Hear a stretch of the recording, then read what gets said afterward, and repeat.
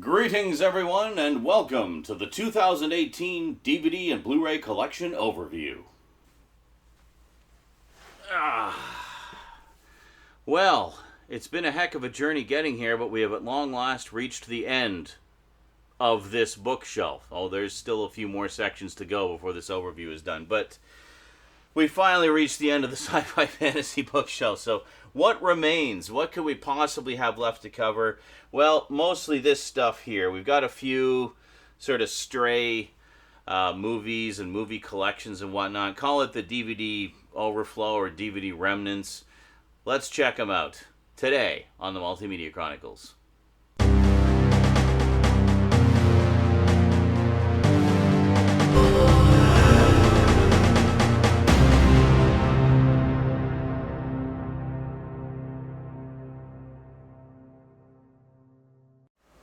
Alrighty, here we go. So, kind of a short one this time from the looks of it. Unless I spend a lot of time talking about this last couple, I won't.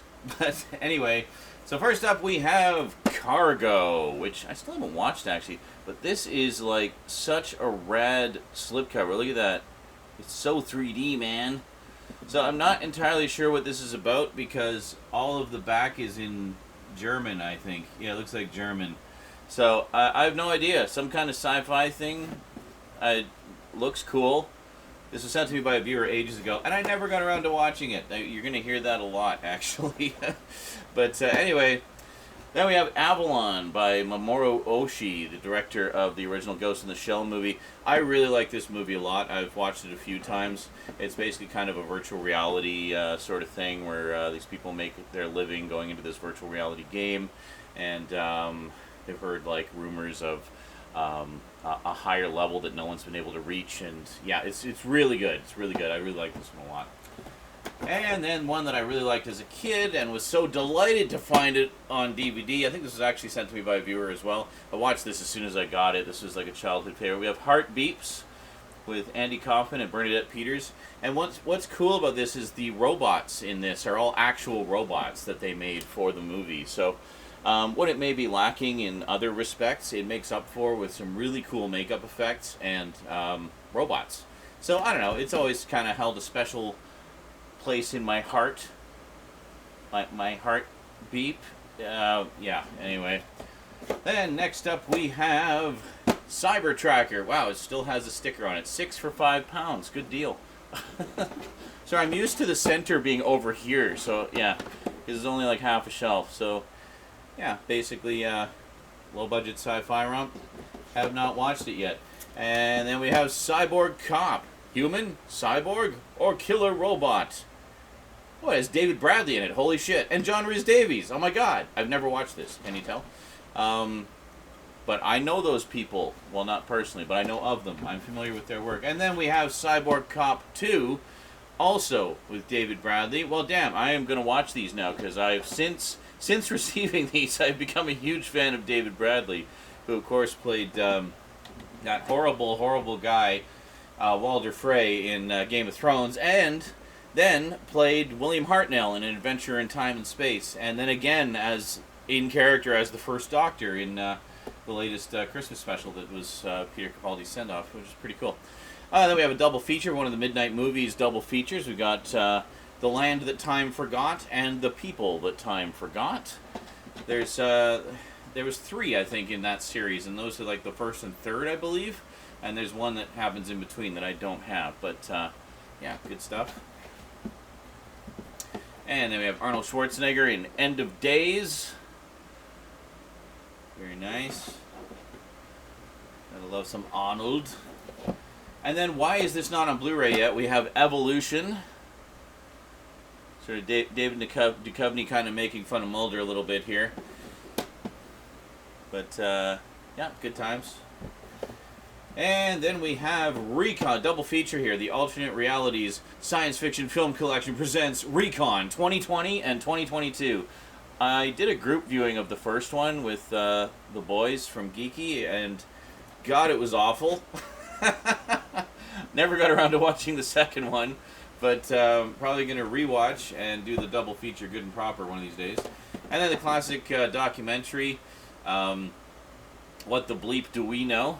This came out around the time of The Matrix, I believe, so it's kind of touching on some of the themes and ideas at the time that were going around. Like, do we live in a simulation? Blah, blah, blah. Anyway, then we got Star Chaser, The Legend of Orion, which I just found out is actually getting a Blu-ray release. I saw this in theaters originally. Interestingly enough, this is by the same guy who did Dino Riders. Yeah, was it Stephen Hahn? Yeah, Stephen Hahn was one of the directors on Dino Riders.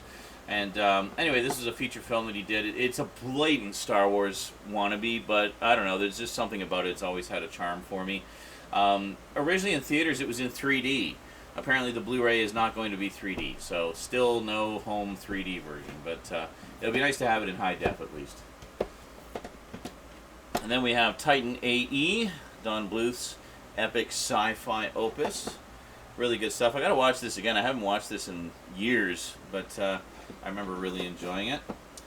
And then we have the Tim Burton Planet of the Apes. And then we have Dragon Slayer, which I absolutely love. Another one. Why is this not on Blu-ray? I'm guessing rights issues, because this was actually a co-production between Paramount and Disney. And while Disney's doing really well right now, Paramount not so much, so I don't know what the deal is with this. But anyway, it looks like Paramount's always had the distribution rights to it, because they've always been the ones to put out the home videos of it. So this is currently the best version out there, basically just the DVD edition, no real extras to speak of. Beautiful poster art on the cover there, though. But I really like this. I actually showed this to Rose a couple of years ago, just because she loves dragons. And I meant to show this in my overview of the Terminator franchise, and I forgot, but we have Terminator Salvation, the Machinima series. Basically, this is a CG sort of mini-series. I guess it was a web series originally that ties into Terminator Salvation. No Blu-ray release of this, unfortunately. We only have it in DVD. On DVD, whatever. And then King Kong. This was, I really need to get an upgrade for this. I also have it on VHS, somewhere in the VHS shelves there. But, yeah, this is the classic, the original King Kong, 1933. Great stuff. Lots of special features on there. But, yeah, I really got to get the Blu-ray of this, because this is classic stuff. And then we have the 4 Sci-Fi Movie Marathon. We have Arena, Eliminators, America 3000, and The Time Guardian. Eliminators, I believe I now have on Blu-ray. Not so for the others, I don't think. But anyway, yeah, great stuff. Love it. Good stuff. Let me see here. Yeah, here it is. From the horror section, it's a double bill with the Dungeon Master. There we go. So very good. Good low-budget sci-fi cheese there. And another one. Why is this not on Blu-ray yet? We have The Black Hole, which was kind of from Disney's dark period. It's actually a pretty dark sci-fi story. Some rather shocking deaths in it of some of the characters. And yeah, just I really liked this as a kid. I liked the fact that it was dark and had some scary moments and stuff like that. And the special effects are just spectacular. Just some beautiful model work in this. Really, really good. And then we have a double feature of Krull and Space Hunter Adventures in the Forbidden Zone. I actually got this for Space Hunter because I already had Krull.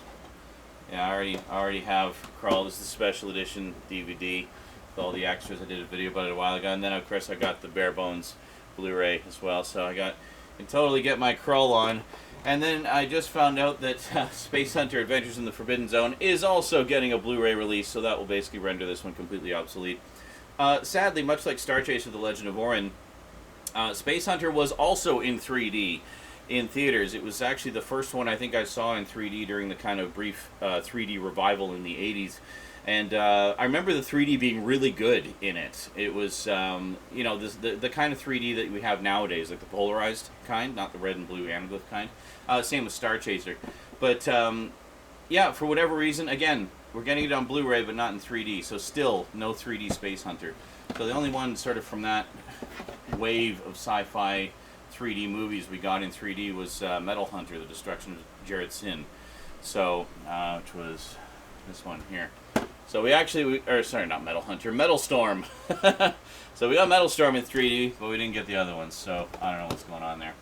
Anyway, and then we have Sky Captain and the World of Tomorrow, which is another one. Is this even on Blu-ray?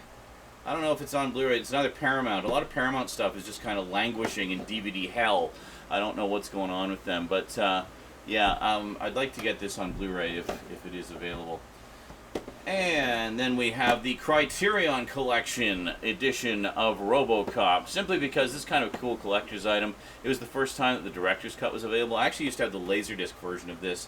The DVD actually has more special features than the Laserdisc did. The Laserdisc was kind of lame for special features. Did have a really good commentary, though, with some of the special effects guys and Paul Verhoeven, which was quite good. But yeah, so anyway, this is essentially the DVD edition of that Laserdisc edition. And then we have Dune, the extended edition. So this is both the theatrical and extended television miniseries version of Dune. And to my knowledge, this is actually the only DVD release we've had over here. Also notable in that it was the first steelbook I ever purchased. So, and a very nice one indeed. And then finally, we end off with a few multi-movie packs here. We've got the 8-movie fantasy collection. I basically grabbed this just because it was cheap, and I thought it, had some good stuff that Rosie and I could enjoy together. I noticed one of the things it actually has is Merlin's Apprentice, which is a 3-hour miniseries. But check this: the whole thing is on 2 discs. This is from Echo Bridge. So yeah, 4 movies crammed onto each disc. And the thing that got me was we still got 4 movies crammed on this disc. Merlin's Apprentice is like the length of 2 movies. So it's basically like 5 movies on one disc. So yeah, we haven't watched any of them yet, but I can imagine that the quality is just fantastic. And then finally, I'm not going to list off every movie, but we have the Sci-Fi Invasion set from Mill Creek, which is a wonderful 50-movie collection. As you know, I love these packs. The prints are often pretty rough, in pretty rough shape, but there's definitely a lot of hidden gems to be found here. There's a lot of crap too, but that's all part of the fun. It's like a treasure hunt. I mean, you can generally get these packs for about $15-20, sometimes less. And for the number of movies you get in there, if you get a few stinkers in the mix, who cares? It's a hell of a deal. You end up paying like 50 cents a movie or something. It's ridiculously cheap. And as I say, often there's a lot of diamonds in the rough, and in some cases there's movies in these sets that are never going to get any other kind of release. So if you're a fan of like cult sci-fi and horror and stuff like that, then these sets are a really good value, because not only do you get a lot of movies, but you get a lot of movies that you'll never see anywhere else. So good stuff. Love the movie packs. Alrighty. Hi. Wow, we're really close. Let's pull back a bit. Hi there. Well, that's it for the remnants of the Sci-Fi collection. So at long last, we've made it through the entire Sci-Fi fantasy shelf. That was quite a long haul. There's a lot of stuff there, but I do love me some Sci-Fi, as you probably noticed. All right, next time, we've only got a couple parts left. Till then, thanks for watching. Big thanks to my Patreon sponsors, and sayonara.